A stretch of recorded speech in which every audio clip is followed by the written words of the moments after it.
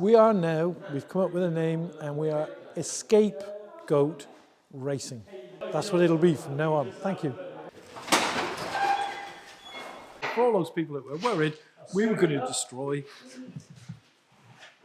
a nice race car. We're not.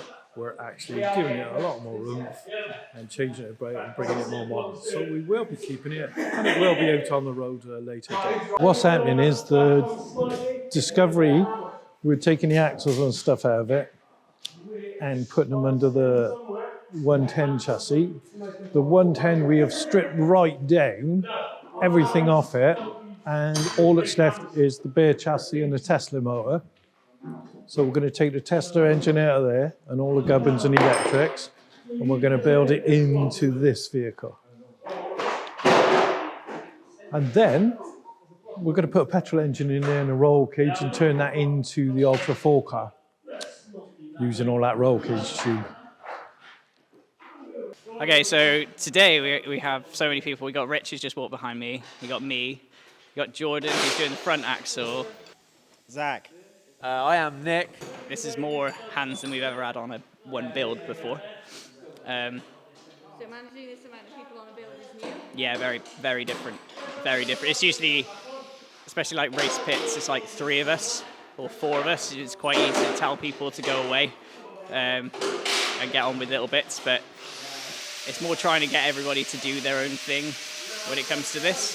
It's good though, everybody's learning, and this is like a really good place to start. Is like axles. This is, because if anything's going to break, like 9 times out of 10, it's like half shafts and diffs, prop shafts.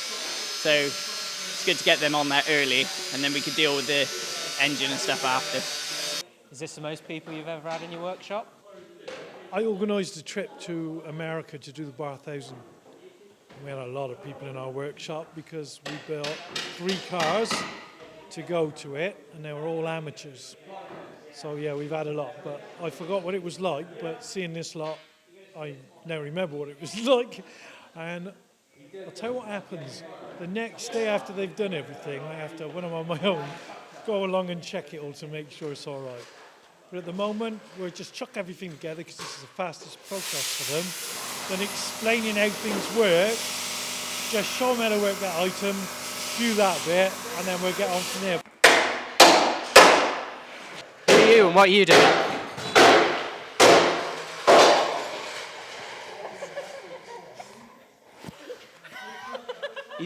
He's taking my windshield off my mic.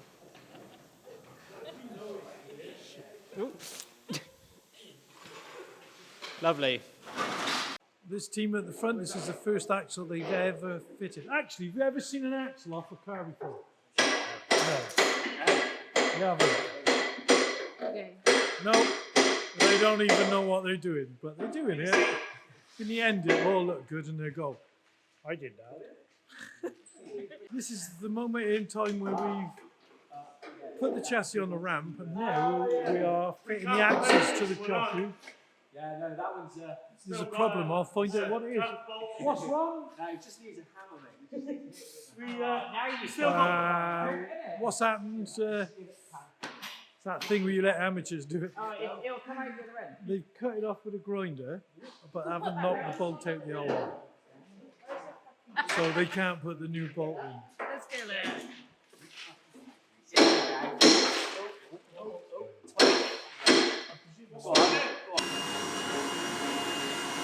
Well, oh, no, that way.